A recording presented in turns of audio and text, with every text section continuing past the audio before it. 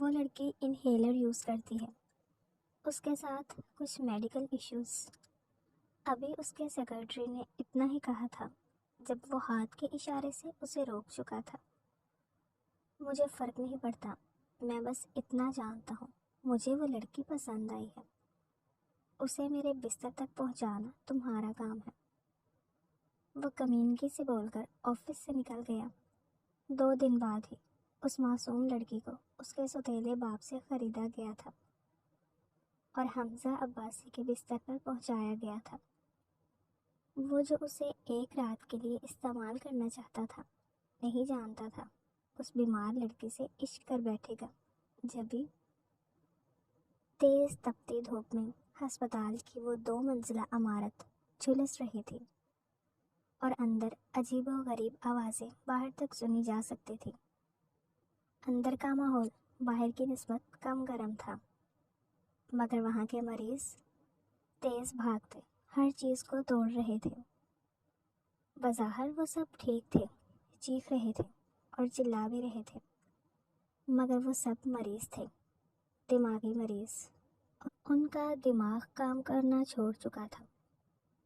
ویسے تو وہ سب اندر بڑے ہال نما کمرے میں بند رہتے تھے، مگر آج ایک نرس نے غلطی سے دروازہ کھلا چھوڑ دیا اور اب وہ سب پورے ہسپتال میں توڑ پھوڑ کر رہے تھے۔ وہ نرس نے دروازہ کھلا چھوڑا تھا، وہ اور 2 نرسیں سہمی ہوئی ایک سٹور میں چھپی تھی۔ بڑے ڈاکٹرز کو آنے میں ابھی وقت تھا۔ میں باہر جا کر دیکھوں کیا؟ ماریا، جس نے دروازہ کھلا چھوڑا تھا، وہ فکر مندی سے بولی۔ باقی 2 نرسوں نے گھور کر اسے دیکھا۔ عقل تو ویسے بھی نہیں تم میں، پہلے ان سب کو کھلا چھوڑ دیا اور اب خود ان کے سامنے کھلم کھلا جانا چاہ رہی ہو۔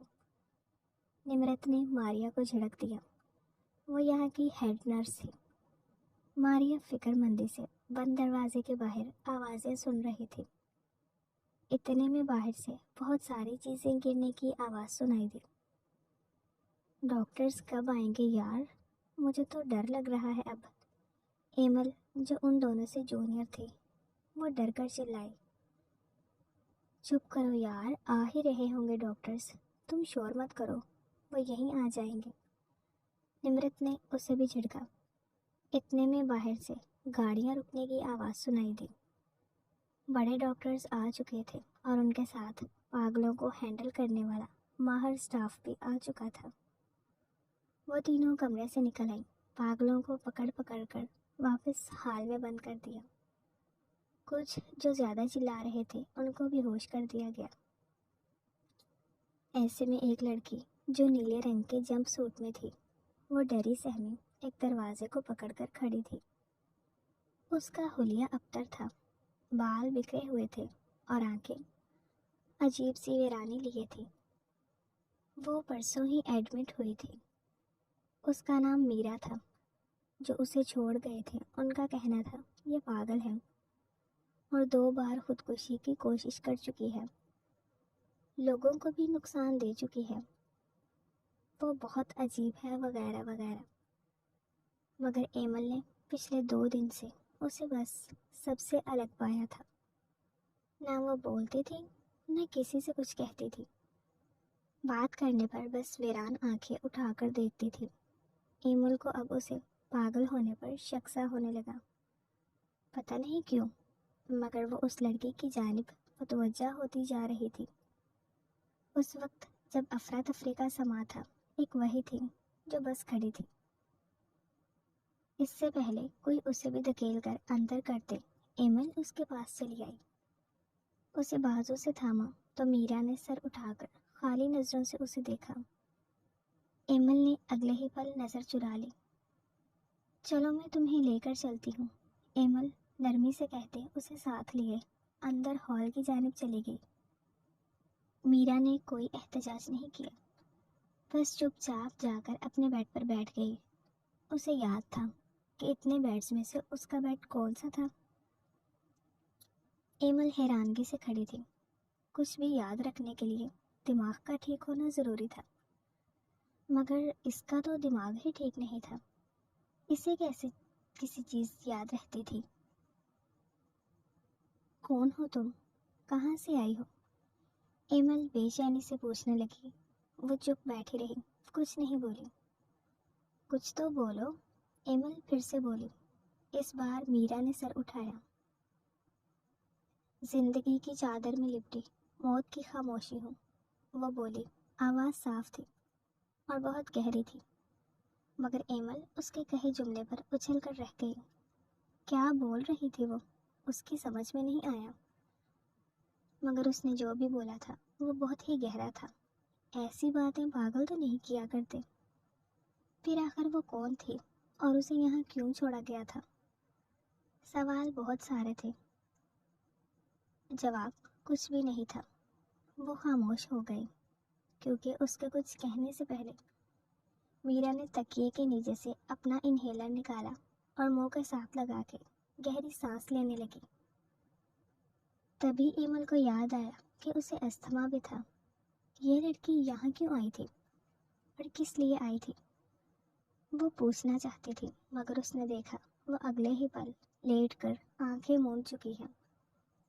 دیگر پاگلوں کو ان کے بستر پر لے جایا جا رہا تھا گھسیٹ کر زبردستی سے، اور ان کے چلانے کی آوازیں بہت دور تک سنی جا رہی تھی۔ ایمل ہال سے نکل آئی، اسے میرا کی کہانی جاننی تھی۔ اس نے گہری سانس لی۔ اب اسے داخلہ روم سے میرا کی فائل سے ہی کچھ پتہ چلنا تھا، سو وہ اس طرف مڑ گئی۔ پاگل ویسے ہی چلاتے رہے اور ہسپتال کی دیواروں کے باہر دھوپ ویسے ہی پڑتی رہی۔ لمبی سنسان سڑک پر وہ چلتی جا رہی تھی۔ شام ڈھلنے کو تھی اور رات کا اندھیرا چھاتا جا رہا تھا۔ دور افق پہ چاند ابھی آدھا سا طلوع ہوا تھا۔ بڑی مشکل سے اس نے میرا کی فائل سے اس کی ایک دوست کا پتہ ڈھونڈا تھا۔ اب وہ اس سے ملنے جا رہی تھی۔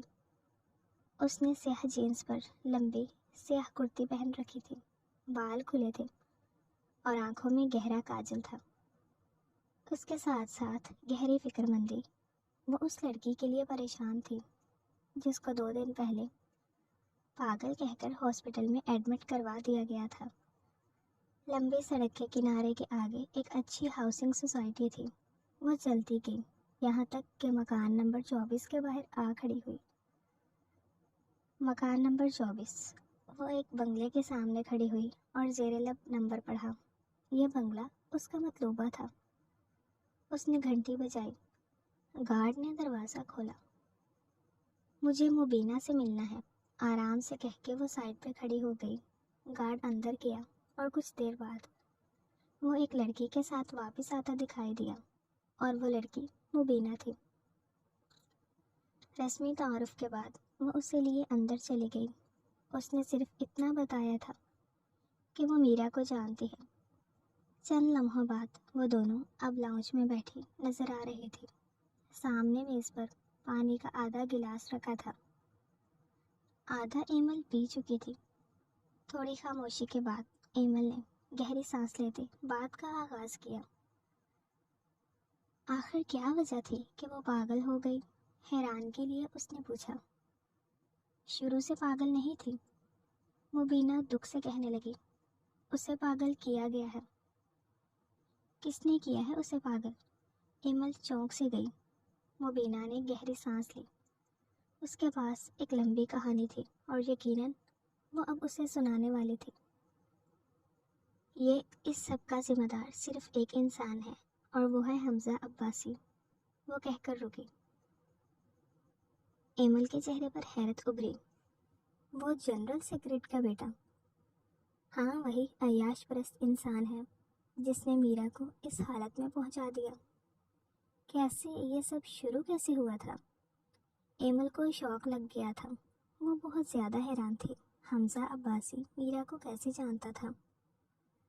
حمزہ عباسی نے اسے ایک سیمینار میں دیکھا تھا۔ وہ بہت خوبصورت تو نہیں ہے، مگر ہاں وہ بہت پرکشش ہے۔ حمزہ عباسی سے اس کی ملاقات تب ہوئی جب وہ اسے سافٹ ڈرنک پیش کر رہی تھی۔ وہ باقی لڑکیوں کی طرح نہیں تھی، جہاں باقی لڑکیاں اس کی جانب متوجہ تھیں۔ وہاں میرا نے بس ایک رسمی سی نظر اس پر ڈالی تھی۔ حمزہ عباسی نے اسے بھی ایک ادا سمجھا۔ وہ بار بار اسے متوجہ کرنے کی کوشش کرتا۔ اس روز اس نے میرا کو چند پیسوں کا لالچ دے کر خریدنا بھی چاہا۔ وہ کوئی بھی قیمت دینے کو تیار تھا، لیکن میرا نے اس کی کوئی بھی آفر قبول کرنے سے انکار کر دیا۔ انفیکٹ حمزہ نے اسے ٹچ کیا تو اس نے سب کے سامنے اسے تھپڑ بھی مار دیا۔ کیا تھپڑ مار دیا؟ ایمل نے اس کی بات کاٹی۔ مبینہ نے اس بات میں سر ہلا دیا۔ ہاں، اس نے اسے تھپڑ مارا تھا، اور شاید اسی بات کا بدلہ اس نے میرا سے لیا۔ اس نے گہرے افسوس سے سر جھٹکا۔ ایمل نے بے چینی سے پہلو بدلا۔ تم تفصیل سے بتا سکتی ہو کہ کیا ہوا تھا؟ ہاں، میں بتاتی ہوں تمہیں۔ مبینہ نے گہری سانس لیتے صوفے سے ٹیک لگائی۔ اب اس کے لب ہلتے نظر آنے لگے تھے۔ وہ ماضی دہرا رہی تھی۔ ایک بہت بڑا سیمینار تھا جس میں یونیورسٹی سے میرا اور اس کے کچھ فیلوز یتیم بچوں کی چیریٹی کے لیے آئے تھے۔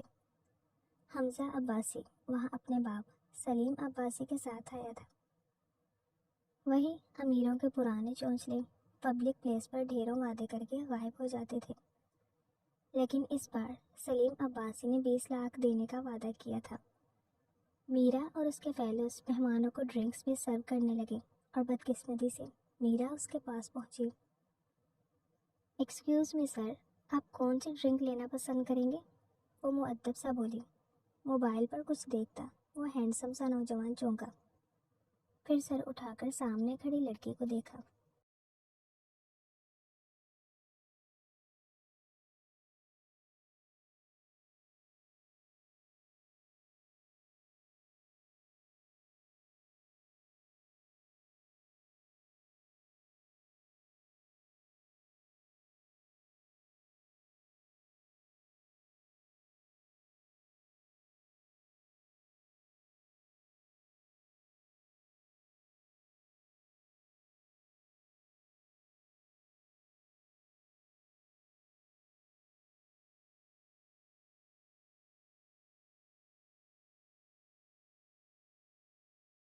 ارے وہ شراب مانگ رہا ہے، پاس کھڑے بیرے نے ہلکی سرگوشی سے کہا تھا، مگر میرا کی آنکھیں شراب کے لفظ پر باہر ابلنے کو ہوئی تھیں۔ سوری، یہ ڈرنک آپ کو نہیں مل سکتی۔ بڑی مشکل سے ضبط کرتے وہ وہاں سے چلی آئی، مگر یہ پہلی لڑکی تھی جو حمزہ عباسی کے سامنے سے چلی گئی۔ وہ سوچنے لگا، پھر کچھ دیر بعد مسکرا کر سر جھٹکا۔ شاید میری توجہ حاصل کرنے کا بہانہ ہے، وہ خود سے ہی اندازے لگاتا بڑبڑایا۔ پھر پورے سیمینار میں وہ اسے دیکھتا رہا۔ وہ بہت ہی مستعدی سے کام کرنے والی دبلی لمبی سی لڑکی تھی۔ سیمینار ختم ہونے تک وہ حمزہ عباسی کو اپنی بے نیازی سے متاثر کر چکی تھی۔ سنو، تمہیں چیریٹی کی کیا ضرورت ہے؟ تم کس لیے چیریٹی کر رہی ہو؟ جب سب مہمان جانے لگے تو وہ اس کے پاس چلا آیا۔ وہ اسے دیکھ کر حیران ہوئی، مگر ظاہر نہیں ہونے دیا۔ یہ ہم یتیم بچوں کے لیے کرتے ہیں۔ میرا کو اس کی نظریں چبھنے لگیں۔ وہ سائڈ سے نکلنے لگی تو وہ دوبارہ بولا، جتنے پیسے چاہیں میں دوں گا، بدلے میں تم صرف ایک رات۔ Shut up.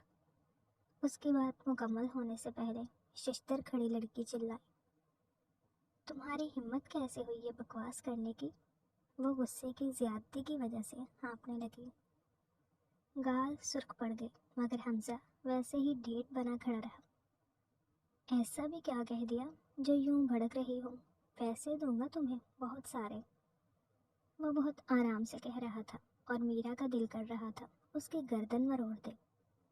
میں تھوکتی ہوں تمہارے دولت پر، تم جیسے گھٹیا انسان کے ساتھ میں ایک پل نہیں رہ سکتی۔ میرا غصے میں بولتی پلٹی۔ دفعتاً حمزہ نے اس کی کلائی پکڑ لی۔ میرا کا غصہ حد سے سوا ہوا، برداشت ختم ہو گئی۔ وہ پیچھے مڑی اور ایک زوردار تماچا اس کے منہ پر مار دیا۔ حمزہ کا تو ہوش ہی اڑ گیا۔ کسی بھی لڑکی کی طرف سے سب سے خطرناک ری ایکشن تھا۔ آج کے بعد مجھے ہاتھ لگایا تو ہاتھ توڑ دوں گی۔ انگلی اٹھا کے اسے وارن کیا۔ سب لوگ منہ پر ہاتھ رکھ کے دیکھ رہے تھے۔ سیمینار میں یکدم ہی خاموشی چھا گئی اور میرا بلا وجہ چھلک چکی آنکھیں ہاتھوں کی پشت سے صاف کر دی ہال سے باہر چلی گئی اور پیچھے ایک سناٹا چھوڑ گئی۔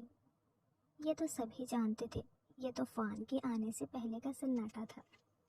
اپنے آفس کے کمرے میں وہ غیظ و غضب سے دائیں بائیں گھوم رہا تھا۔ وہ اتنا فرسٹریٹڈ تھا کہ رات والے ملگجے لباس میں ہی آفس چلا آیا۔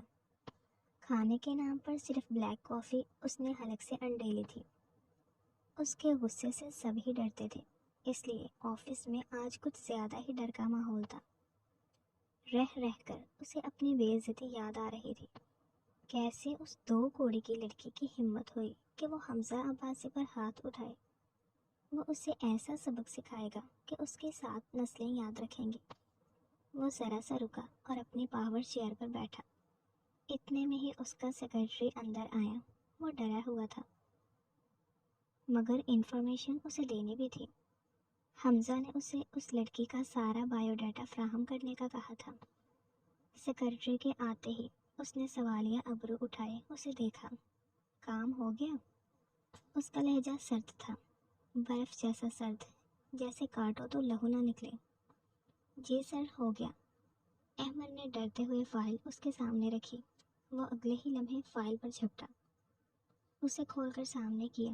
جیسے جیسے وہ پڑھ رہا تھا اس کی رنگت بدلتی جا رہی تھی، چہرے پر کمینی سی ہنسی آ گئی تھی۔ وہ لڑکی یتیم تھی، ماں نے دوسری شادی کی مگر باپ نے ماں کو مار دیا۔ اب اس لڑکی کو وہ سخت ناپسند کرتا تھا۔ حمزہ عباسی کی ساری پریشانی زائل ہو گئی۔ اب اس لڑکی کو حاصل کرنا بائیں ہاتھ کا کھیل تھا۔ Good, very good. اب کل تک وہ لڑکی مجھے چاہیے۔ اگلے حکم پر سیکرٹری اچھل پڑا۔ اسے لگا تھا کہ سچ جاننے کے بعد وہ ترس کھائے گا، مگر وہ بے حد ظالم نکلا۔ سر، وہ لڑکی انہیلر یوز کرتی ہے، اس کے ساتھ کچھ میڈیکل ایشوز۔ تھوک نگلتے اس نے اس لڑکی کو بچانے کی آخری کوشش کی۔ ابھی اس کے سیکرٹری نے اتنا ہی کہا تھا جب وہ ہاتھ کے اشارے سے اسے روک چکا تھا۔ مجھے فرق نہیں پڑتا، میں بس اتنا جانتا ہوں مجھے وہ لڑکی پسند آئی ہے۔ اسے میرے بستر تک پہنچانا تمہارا کام ہے۔ وہ کمینگی سے بول کر آفس سے نکل گیا اور احمد اپنا سا منہ لے کر رہ گیا۔ اسے اس لڑکی کی قسمت پر سچ میں افسوس ہوا۔ وہ حکم کا غلام تھا اور چاہ کر بھی اس لڑکی کی مدد نہیں کر سکتا تھا، اس لیے اس نے اس کے باپ سے رابطہ کیا۔ وہ ویسے بھی جان چھڑانا چاہتا تھا، فوراً مان گیا، اور یوں 2 دن بعد ہی اس معصوم لڑکی کو اس کے سوتیلے باپ سے خریدا گیا تھا اور حمزہ عباسی کے بستر پر پہنچایا گیا تھا۔ وہ جو اسے ایک رات کے لیے استعمال کرنا چاہتا تھا، نہیں جانتا تھا کہ اس بیمار لڑکی سے عشق کر بیٹھے گا۔ یہ ایک 2 منزلہ گھر تھا جس کے لاؤنج میں ابھی میرا کا باپ کھڑا تھا، جس کے ہاتھ میں کڑکڑاتے نوٹوں کی گڈیاں تھیں، اور اندر کمرے میں احمد میرا کے پاس پہنچ چکا تھا۔ بھلے ہی یہ کام اس کا ناپسندیدہ تھا، مگر اسے حکم کی تعمیل کرنی تھی۔ کون ہو تم اور بنا پوچھے کمرے میں کیوں چلے آ رہے ہو؟ اس کے آنے پر بیڈ پر بیٹھی لڑکی دوپٹہ سیٹ کرتی برہمی سے بولی۔ وہ کسی روبوٹ کی طرح اس کے پاس آن کھڑا ہوا۔ بہت بدتمیز ہو، نکلو یہاں سے۔ میرا بیڈ سے اٹھ گئی اور انگلی کے اشارے سے اسے جانے کا کہا۔ وہ 1 انچ بھی نہیں ہلا۔ میں یہاں تمہیں لینے آیا ہوں کیونکہ تمہیں بیچ دیا گیا ہے، اب چلو۔ بنا کسی دعا سلام کے اس نے بات کا آغاز کیا۔ میرا نے اس شخص کو حیرانی سے دیکھنے لگی۔ بھلا وہ کس بارے میں بات کر رہا تھا؟ کیا مطلب ہے تمہارا مجھے بیچ دیا گیا ہے؟ وہ چیخی۔ اسے غصہ آ رہا تھا اور احمد آرام سے کھڑا اسے دیکھ رہا تھا۔ وہ لڑکی کافی خوبصورت تھی۔ حمزہ عباسی کی نظر ہمیشہ خوبصورت لڑکیوں پر ہی ٹھہرتی تھی۔ تمہارے باپ نے تمہیں پورے 20 لاکھ میں بیچا ہے، احمد نے بنا کسی تاثر کے اسے اطلاع دی۔ یہ ایک بہت بڑا صدمہ تھا جو اس وقت میرا کو لگا تھا۔ اسے لگا جیسے اس نے کچھ غلط سنا ہے، لیکن احمر کی آنکھیں بتاتی تھی کہ وہ سچ کہہ رہا ہے۔ میرا بے یقینی سے 2 قدم پیچھے ہٹی۔ نہیں، ایسا نہیں ہو سکتا، وہ ایسا نہیں کر سکتے۔ بے یقینی سی بے یقینی تھی اس کی آنکھوں میں، اب وحشت تھی۔ جھوٹ بولتے ہو تم، نکلو یہاں سے۔ اس سے پہلے وہ اس آدمی کو گھر سے باہر نکال دیتی، اتنے میں اس کا باپ اندر آیا تھا اور غصے میں میرا کو دیکھا اور بولا، تو منہ سے انگارے جھڑنے لگے۔ کیوں چلا رہی ہے تو؟ آزاد ہے کیا تجھے؟ ایک اچھے امیر انسان کے ہاتھ بھیجا ہے، جا عیش کرے گی، وہ کمینگی سے کہنے لگا۔ میرا کو لگا جیسے وہ سانس نہیں لے سکتی ہے۔ پل بھر میں کیا سے کیا ہو گیا تھا۔ اس کا سوتیلا باپ اتنا نیچ نکلے گا اس نے سوچا تک نہیں تھا، مگر یہ سب سچ تھا۔ اس کے لیے یہ صدمہ برداشت کرنا مشکل ہو گیا، اور اگلے ہی پل وہ اوندے منہ زمین پر گری۔ احمر بھاگ کر اس کے قریب آیا، اس کی نبض چیک کی، وہ بے ہوش ہو گئی تھی۔ ان کے لیے مزید آسانی ہو گئی۔ لے جا اسے، اب کچھ نہیں کر پائے گی، اس کا باپ درستی سے کہتا کمرے سے نکل گیا۔ احمد افسوس سے کھڑا بس دیکھتا رہا۔ کچھ دیر بعد اس نے بے ہوش ہو چکی لڑکی کو گاڑی میں ڈالا۔ آج رات وہ حمزہ عباسی کے بستر کی زینت بننے جا رہی تھی۔ اسے جب ہوش آیا تو خود کو کسی انجان کمرے میں پایا۔ یہ وہ جگہ نہیں تھی جہاں وہ رہتی تھی۔ اس کا دماغ خالی تھا، کچھ یاد نہیں آ رہا تھا، مگر پھر اچانک سے سب یاد آنے لگا اور اس نے خود کو منجمد ہوتے پایا۔ احمد کا اس کے گھر آنا اور اس کے ابا کو اسے بیچ دینا۔ وہ حیرانگی سے کمرے کو دیکھ رہی تھی۔ ایک نفیس سا کمرہ تھا، سفید دیواریں اور سفید پردے، ساتھ میں سفید ہی رنگ کی مہنگی قالین۔ کچھ دیر وہ کھڑی رہی، مگر اچانک سے بھاگ کر دروازے کے قریب آئی۔ کوئی ہے؟ بچاؤ! وہ اونچا چلانے لگی۔ کسی نے دروازہ نہیں کھولا۔ وہ دروازہ لگاتار پیٹ رہی تھی۔ کافی دیر تک وہ چلاتی رہی اور پھر خود ہی چپ ہو کر بیٹھ گئی۔ اس کا گلا سوکھنے لگا، خوف سے سانس بھی بند ہونے کو تھا۔ اس کے ساتھ یہ ہو جائے گا اس نے خواب میں بھی نہیں سوچا تھا، مگر اس کے ساتھ یہ سب ہو رہا تھا۔ وہ بے بس تھی مگر باہمت تھی۔ آنسو پونچھتی وہ ایک بار پھر اٹھ کھڑی ہوئی۔ کوئی ہے؟ دروازہ کھولو پلیز۔ وہ دیوانہ وار دروازہ پیٹنے لگی، بار بار، لگاتار۔ اس پر ایک جنون سوار ہو گیا۔ میں کہتی ہوں دروازہ کھولو۔ وہ زور زور سے چیخنے لگی، دروازے سے سر پٹکنے لگی۔ اس سے پہلے وہ بے ہوش ہو جاتی، یکدم سے دروازہ کھلا اور حمزہ ماتھے پر بل لیے اندر آیا۔ وہ بپھری ہوئی شیرنی کی طرح اس پر جھپٹی، اسے گریبان سے پکڑا۔ تمہاری ہمت کیسے ہوئی مجھے اتنی گھٹیا حرکت کرنے کی؟ تمہیں کیا لگا تم مجھے خرید سکتے ہو؟ تمہاری سوچ ہے حمزہ عباسی۔ اس سے پہلے تم مجھے ہاتھ بھی لگاؤ، میں تمہاری جان لے لوں گی، سمجھے؟ وہ چلاتی ہوئی اس کی گردن پر جھپٹی۔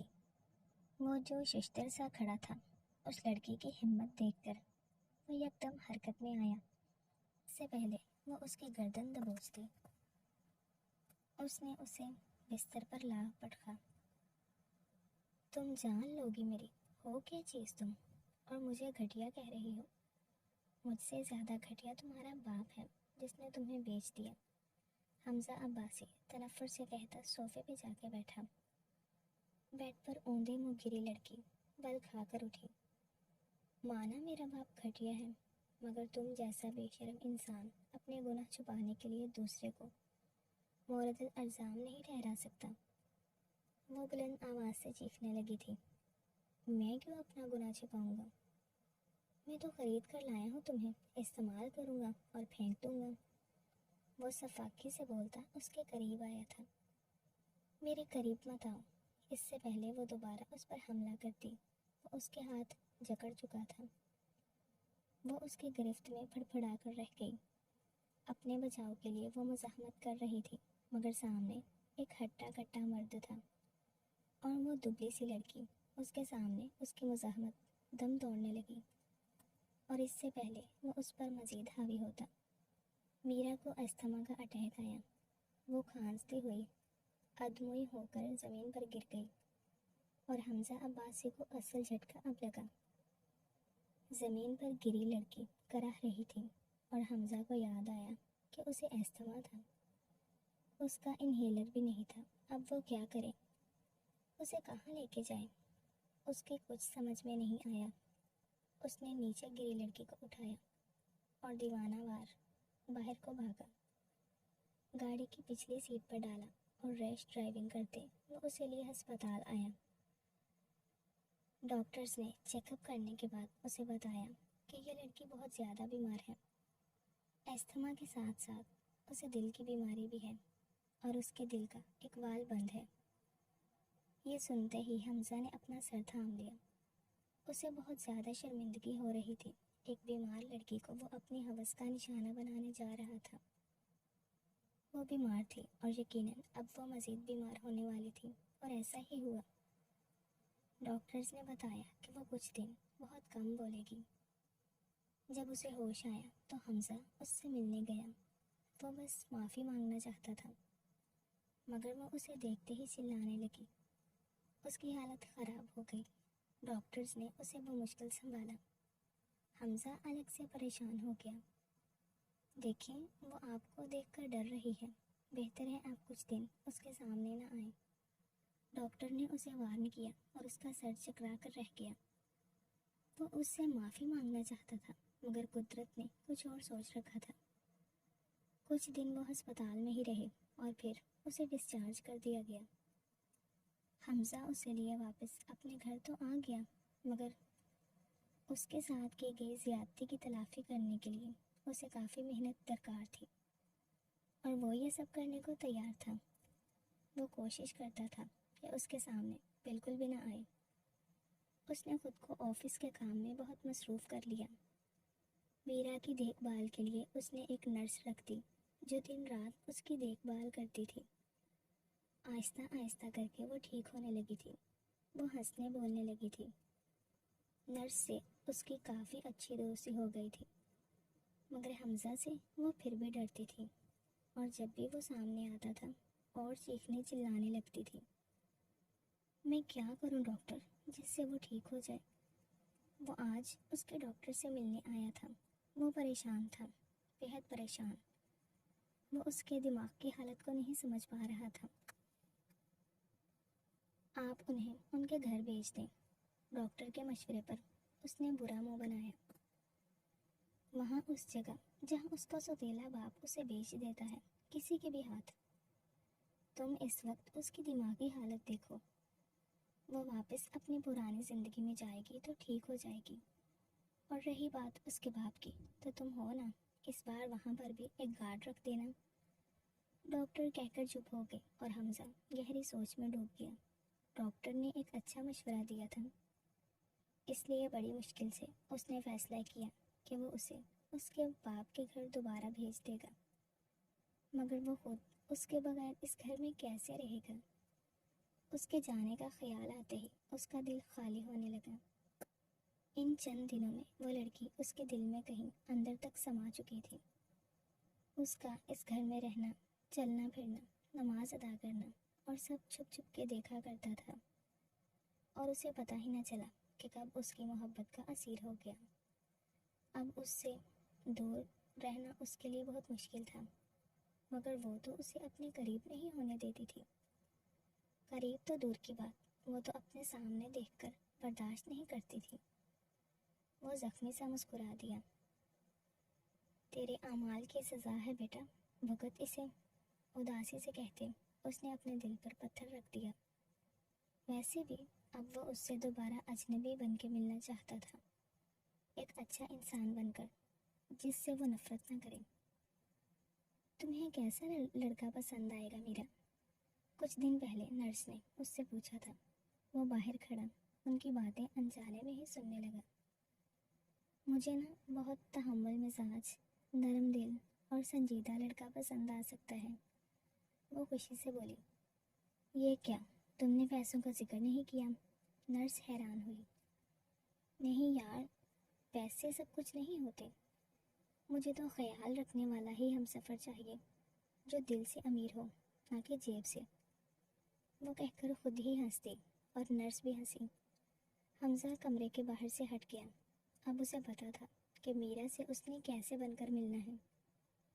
پہلے تو اس سے انتقام کے چکر میں خرید لایا تھا، لیکن اب اسے باقاعدہ طور پر اپنانا چاہتا تھا، اور اس کے لیے میرا کا ٹھیک ہونا ضروری تھا۔ اس لیے اس نے اسے دوبارہ اس کے باپ کے گھر بھیج دیا۔ اس کا باپ مونچھ کو تاؤ دیتا غصے میں حمزہ کو دیکھ رہا تھا۔ میرا واپس اپنے گھر آ چکی تھی، وہ نرس بھی اس کے ساتھ تھی۔ تم اس کو خرید کر لے جا چکے تھے، واپس کیوں لایا اسے؟ وہ غصے میں پھنکارا۔ کچھ دنوں کے لیے چھوڑ کر جا رہا ہوں، شادی کر کے باضابطہ لے کر جاؤں گا۔ باپ کی نسبت تو تحمل سے بولا، اب یہ چونچلے کس لیے ہیں؟ میرے پاس پھوٹی کوڑی نہیں ہے اس لڑکی پر خرچ کرنے کے لیے۔ وہ نفرت سے کہہ رہا تھا، اور حمزہ کو مزید شرمندگی نے آن گھیرا۔ وہ ایسی مظلوم لڑکی پر مزید ظلم کرنے جا رہا تھا، لعنت ہو اس کی زندگی پر۔ تم اپنی کوڑی اپنے پاس رکھو، سارا پیسہ میرا لگے گا، مگر تم نے میرا کو میری غیر موجودگی میں ذرا سا بھی پریشان کیا تو میں تمہاری جان لے لوں گا، سمجھے؟ حمزہ نے غصے سے چبا چبا کر اسے وارن کیا، اور میرا کو ایک نظر دیکھنے کے بعد گھر چلا آیا۔ میرا کا کمرہ خالی تھا، اسے سارا گھر بھی خالی لگنے لگا تھا۔ اسے پہلی بار محسوس ہوا کہ میرا اس کی زندگی میں کیا بن چکی ہے۔ اب اس سے ذرا سی بھی دوری اس کی برداشت سے بھی باہر ہے، مگر وہ جانتا تھا یہ دوری بس چند دن کی تھی۔ اب کی بار وہ باقاعدہ رشتہ بھیجنا جا رہا تھا، لیکن قسمت کو کچھ اور ہی منظور تھا۔ وہ بہت خوش تھا۔ اس دن اسے میرا سے ملنے جانا تھا، مگر اچانک ہی اسے ملک سے باہر جانا پڑا۔ بزنس کا کوئی بہت بڑا پروجیکٹ، باہر کے ملک سے ملنے کا چانس تھا۔ اس کا باپ الیکشنز میں مصروف تھا، اس لیے اسے خود جانا پڑا۔ وہ وہاں جا کر اتنا مصروف ہوگا کہ اسے میرا کی خبر لینے کا وقت ہی نہیں ملا۔ جتنا وہ اس کے باپ کو دھمکا آیا تھا اس کے لیے کافی تھا، مگر یہ صرف حمزہ کی سوچ تھی، کیونکہ وہ پیچھے اس کی سوتیلی باپ نے اس کو اتنا ٹارچر کیا کہ وہ پاگل ہونے کے قریب تھی۔ اس کا باپ کسی بھی طریقے سے اس سے پیچھا چھڑانا چاہتا تھا۔ اسے لگا کہ حمزہ دوبارہ واپس نہیں آئے گا، اور یہ مصیبت ایک بار پھر اس کے گلے پڑ گئی ہے۔ اس لیے اس نے اسے پاگل کہہ کر پاگل خانے ایڈمٹ کروا دیا، اور سب کو یہی بتایا کہ یہ حمزہ عباسی کی وجہ سے اس کی بیٹی پاگل ہو چکی ہے اور اسے علاج کی سخت ضرورت ہے۔ لیکن لوگ، خاص طور پر وہ مبینہ، اس کی حالت کا ذمہ دار حمزہ کو ہی ٹھہراتی تھی، اس لیے وہ ہمیشہ اس سے نفرت کرتی تھی۔ جب ایمل اس کے پاس آئی تو اس نے بھی اسے یہی سب بتایا۔ بہت بڑا کمینہ ہے وہ حمزہ، اس بیچاری کو اپنی ہوس کا نشانہ بنا دیا، صرف ایک تھپڑ کا بدلہ لینے کے لیے۔ ساری کہانی سننے کے بعد ایمل نے نفرت سے سر جھٹکا۔ وہ سب یہی سمجھتے تھے کہ حمزہ نے ہی اس کے ساتھ زیادتی کی ہے۔ ہاں، وہ ہے تو بہت بڑا عیاش پرست، مگر کوئی کیا کر سکتا ہے، وہ امیر باپ کا بیٹا ہے، اس کی گردن تک کسی کے ہاتھ نہیں جا سکتے، مبینہ نے افسوس سے کہا۔ ایمل کسی گہری سوچ میں ڈوبی رہی۔ مبینہ نے اسے کھانے پر روک لیا تھا۔ کھانا کھانے کے بعد وہ واپس گھر چلی آئی۔ آج اس کی نائٹ شفٹ تھی۔ پورا دن وہ میرا کے بارے میں سوچتی رہی تھی، اور اب جب وہ ہسپتال آئی تھی تو اس کے لیے گھر سے کھانا بنا کے لائی تھی۔ بہت دنوں بعد کچھ اچھا کھانے کو ملا تھا۔ وہ بہت رغبت سے کھا رہی تھی۔ میں تمہاری کہانی جانتی ہوں میرا، تمہاری دوست نے مجھے سب بتا دیا ہے۔ وہ جب کھانا کھا کر فارغ ہوئی تب ایمل نے اسے بتایا۔ وہ چونک کر سیدھی ہوئی۔ تم مبینہ کے گھر گئی تھی؟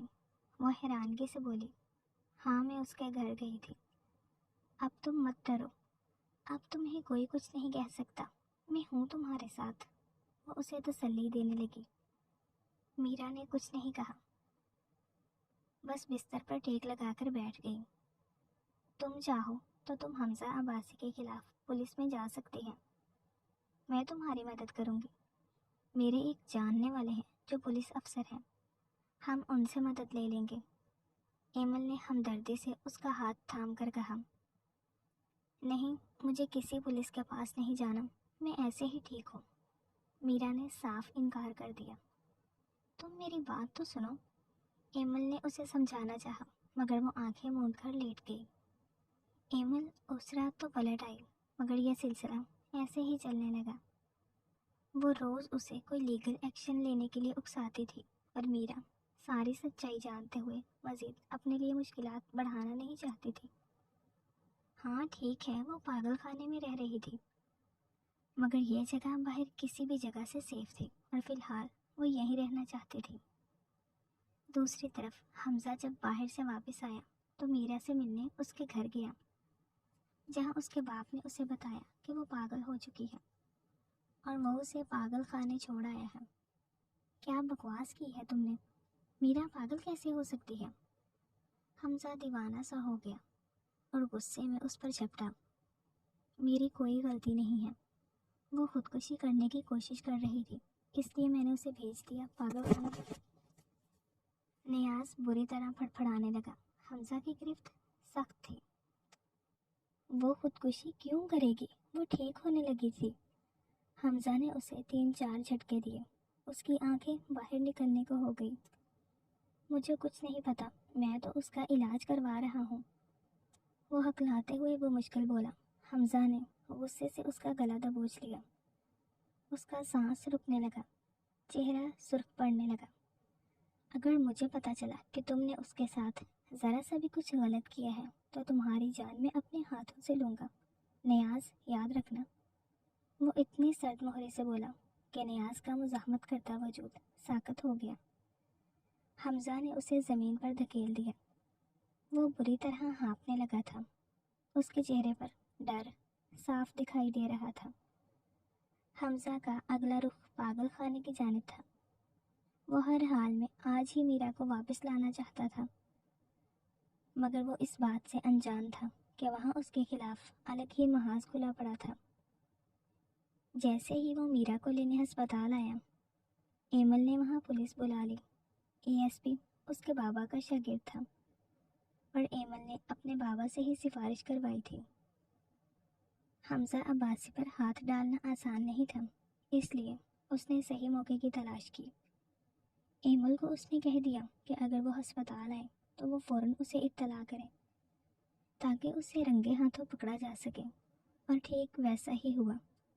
ایمل نے پولیس کو اس کے آتے ہی بلا لیا اور اب جب اے ایس پی سکندر اس کے سامنے کھڑا تھا تو وہ حد سے زیادہ شاکڈ تھا۔ ہم آپ کو اریسٹ کرنے آئے ہیں حمزہ عباسی، اے ایس پی نے بات کا آغاز کیا، مگر میں جان سکتا ہوں کس جرم کی پاداش میں آپ مجھے گرفتار کر رہے ہیں؟ حمزہ کے ماتھے پر بے شمار بل پڑے۔ میرا نیاز کو اغوا کر کے ریپ کرنے کے جرم میں، سکندر نے کہتے ساتھ ہی ہتھکڑیاں اسے پہنا دی۔ حمزہ ششدر رہ گیا، اس کے سارے اوسان خطا ہو گئے۔ میں نے اسے اغوا نہیں کیا اور ریپ نہیں آفیسر، میں نے اسے ہاتھ تک نہیں لگایا، ہتھکڑی لگے ہاتھوں سمیت وہ چلا دیا۔ ہم آپ کی بات پر یقین کیسے کریں جبکہ ہمارے پاس ثبوت ہے؟ سکندر نے ایمل کو اشارہ کیا۔ وہ غصے سے حمزہ کو دیکھتی فائل لیے اس تک آئی۔ یہ لو، تمہارے کالے کرتوت میڈیکل رپورٹ میں صاف ظاہر ہیں، وہ سخت نفرت سے بولی۔ حمزہ نے اس کی بات نہیں سنی، فائل اس کے ہاتھ سے لی اور جیسے جیسے اس نے وہ رپورٹس پڑھی اس کا سر چکرا کر رہ گیا۔ میرا کے ساتھ سچ میں ریپ ہوا تھا مگر کیسے؟ اس نے تو اسے ہاتھ تک نہ لگایا تھا۔ حمزہ کو ساری دنیا گھومتی نظر آنے لگی تھی۔ میں سچ کہہ رہا ہوں، میں نے یہ سب نہیں کیا، میں تو اس سے شادی کرنا چاہتا ہوں۔ اگر یہ سب کسی نے کیا بھی ہے تو وہ کوئی اور ہے۔ آپ ایک بار مجھے میرا سے ملنے دیں پلیز۔ زندگی میں پہلی بار وہ کسی سے ریکویسٹ کرنے لگا۔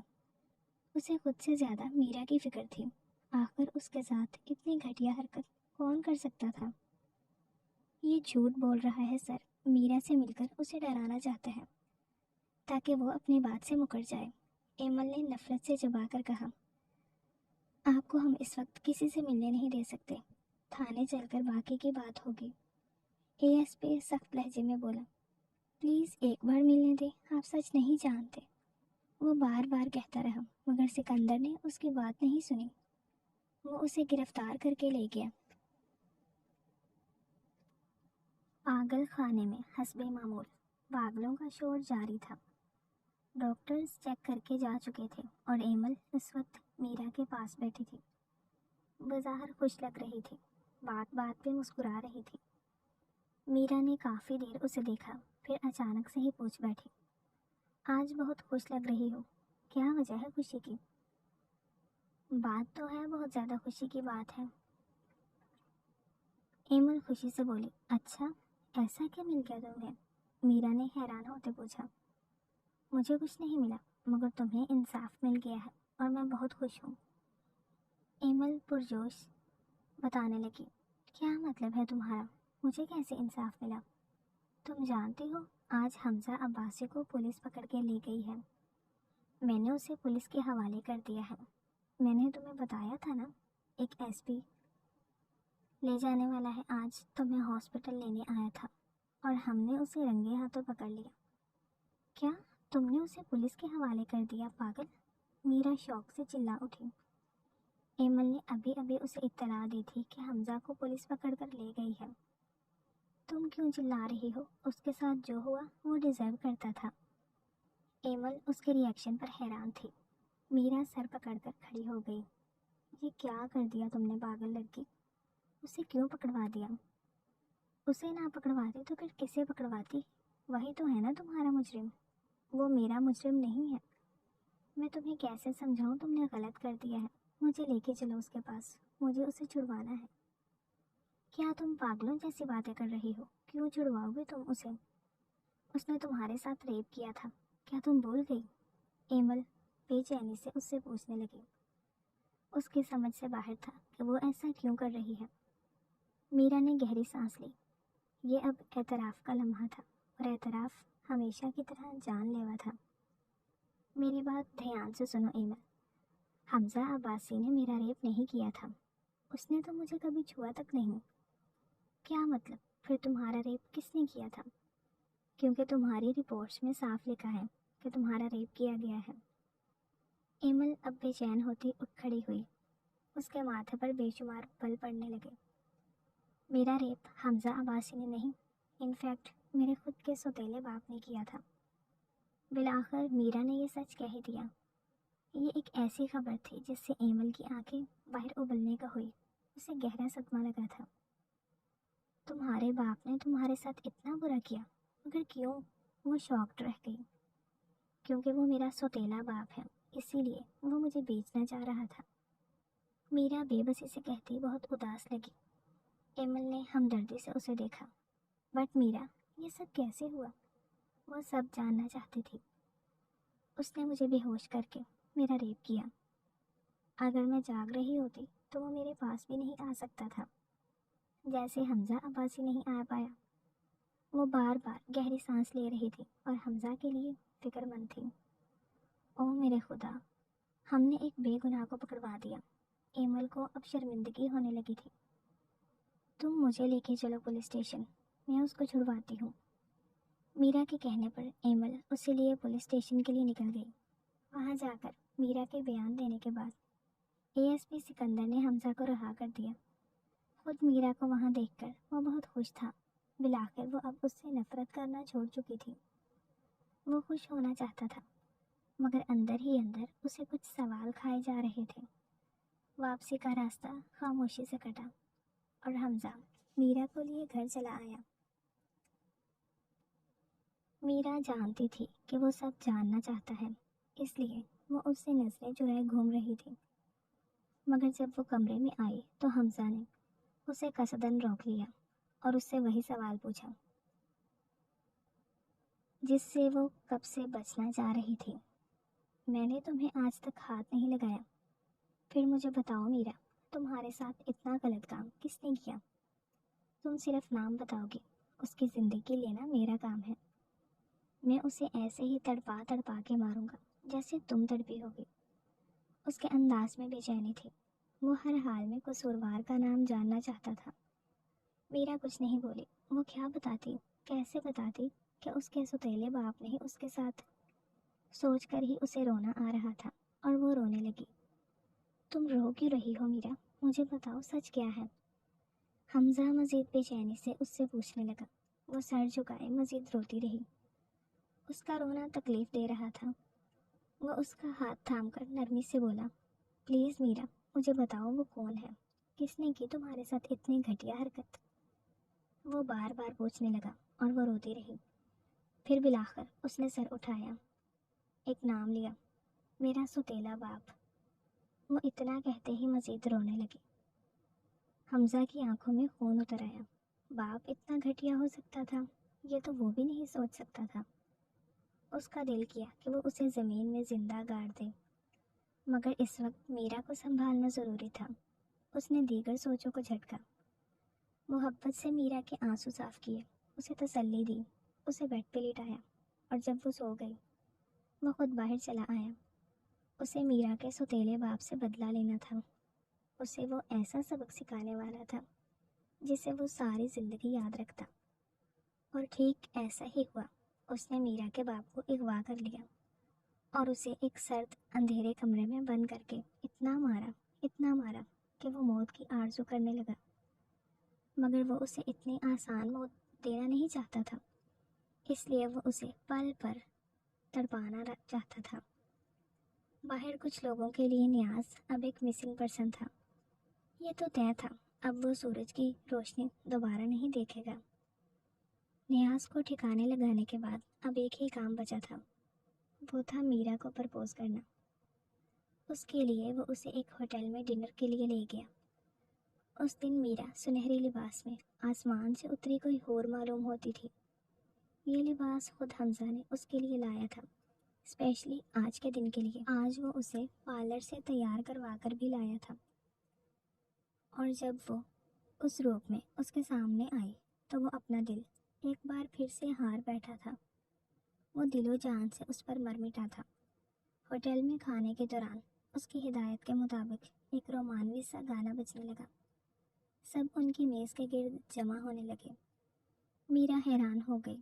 اس سے پہلے وہ کچھ پوچھتی، حمزہ اپنی کرسی سے اٹھا اور گھٹنے پر جھکا اور ہاتھوں میں انگیجمنٹ رنگ لیے سب کے سامنے اس سے پوچھا، ول یو میری می میرا؟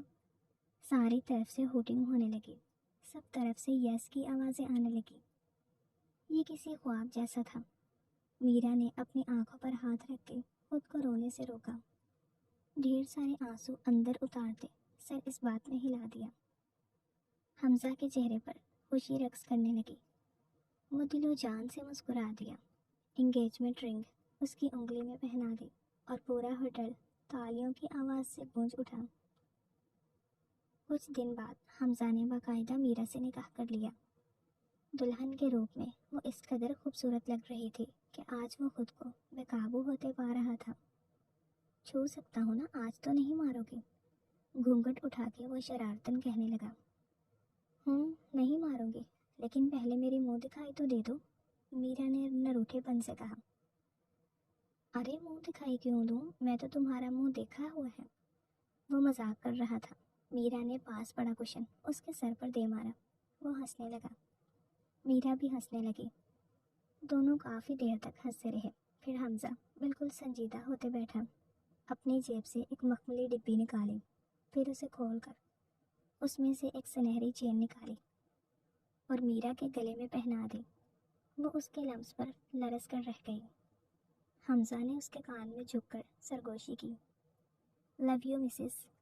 میرا شرما کر اس کی آغوش میں سما گئی اور یوں ایک اور محبت اپنی شروعات کو پہنچی۔